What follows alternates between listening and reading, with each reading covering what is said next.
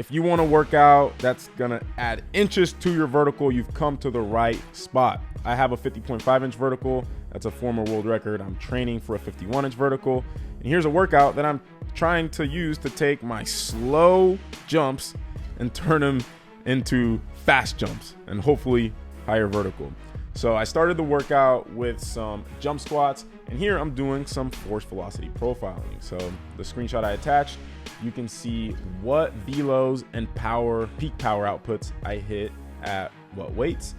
And the reason we did that is because we are trying to see where I am most efficient in. Now, I'm going to give you a disclaimer. Do not, I repeat, do not go this heavy on a squat. My coach, John, he's actually right there. He was the one that was taking notes and all the numbers with a VBT device attached to the bar. He was actually telling me to stop. The goal was to only go up to 225 pounds.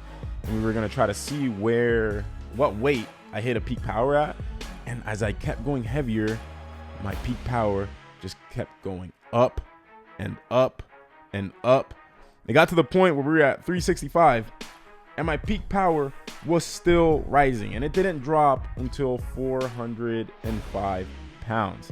Now, this doesn't come as too big of a surprise because what we've seen, what sets me apart from the average athlete, is that I can just keep producing a ton of force very quickly when most athletes have a big drop off in peak velos.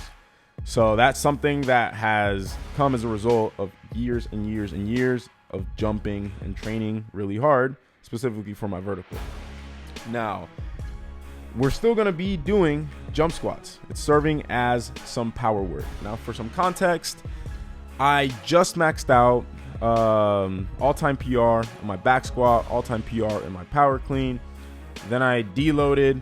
I had just spent 2 months training to get stronger, and deloaded, was feeling amazing, took a ton of caffeine, and I only tested a 48.5 inch vertical, 2 inches under my PR.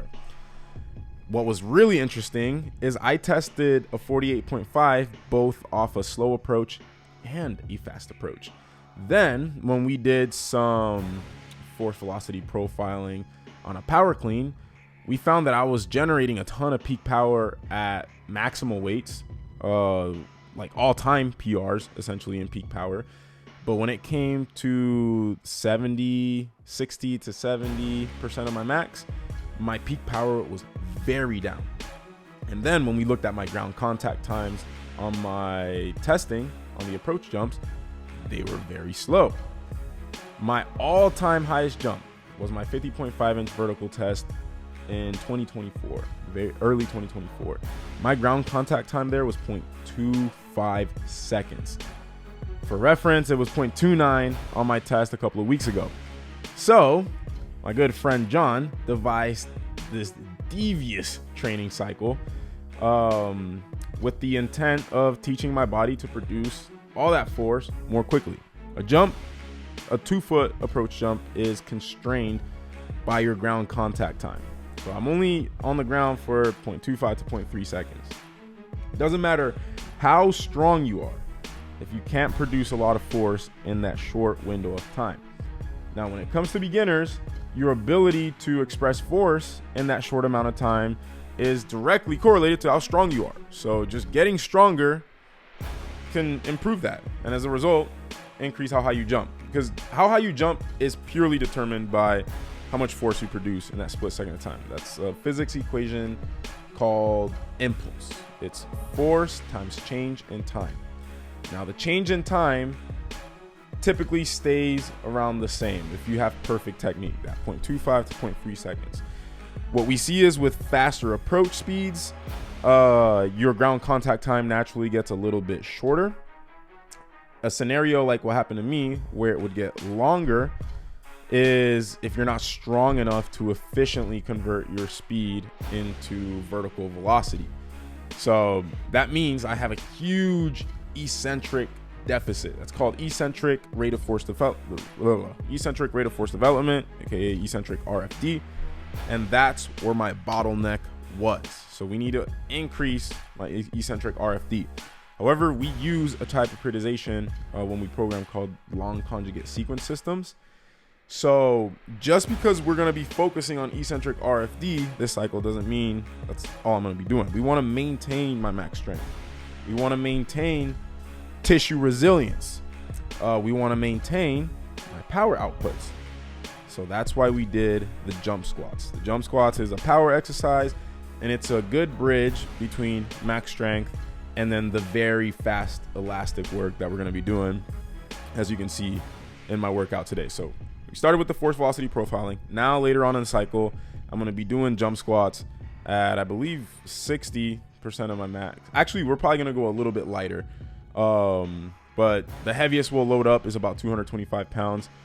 And we're going to be moving that as fast as I can, jumping as high as I can. Now, as I was explaining earlier, do not go that heavy when you're doing jump squats. It is stupid. I only did it because it's a cool video and to appease my massive ego. But John was telling me not to go higher. I told him it's okay. I feel safe. My back doesn't hurt. I'm good. I'm staying braced. But lo and behold, a week later, my back is sore, ladies and gentlemen. I did some damage to those vertebral discs. So definitely don't do that. A safer way to do it is with hex bar jumps if you're going to do force velocity profiling. That way you can remove a lot of that compressive load on your spine.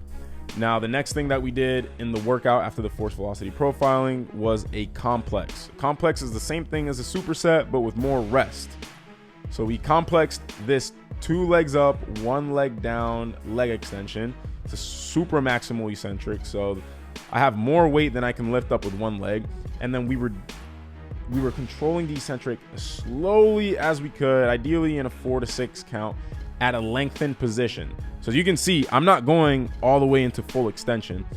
We were actually waiting until I was about 90 degrees at the knee, and then I was lowering it to about a 45-degree angle, because that is the most lengthened your muscles are. And the reason we're doing that is because we are trying to adapt the tissue. We're trying to make the tendon produce more collagen and make it stiffer, and then we're trying to add more sarcomeres in series in your muscle fascicles. That's a fancy way of saying more. So your muscle fiber is made up of sarcomeres. Think of like a train with a bunch of carts. We're trying to add more carts in that line. That's going to allow you to handle faster contraction velocities. The whole point of this is to handle more speed, my approach. Okay, that's what we're trying to do with this workout. Then we complexed it with our plyos. So a complex here, we are resting 5 minutes. So I was doing this exercise right here, resting 5 minutes, and then going and hitting the plyos. We did that for like 4 sets, I think. I had to do like 7 reps of the double dip plyos, and then 4 sets of this. It's a brutal workout. I was in the gym for like 2.5 hours trying to get through this workout.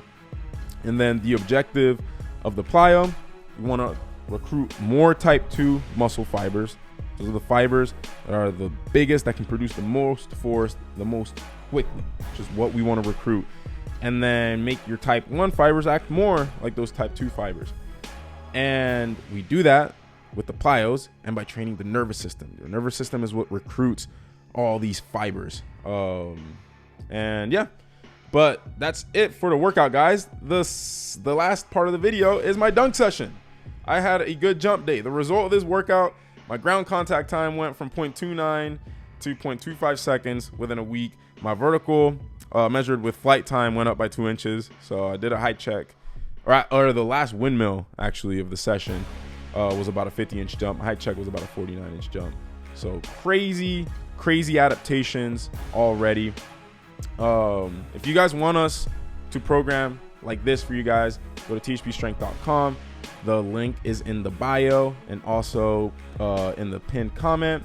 And if you're weary, if you don't want to drop all that money, and you are confident in your work ethic, you can also apply for our 6-week challenge where you put a deposit down. If you do all the workouts for 6 weeks straight, you get your money back. And we do that because most people that do it make so much progress that they end up staying. All right, guys. So having said that, I'm going to turn the audio back on here and have you guys enjoy the dunks. So thanks for watching. Peace out.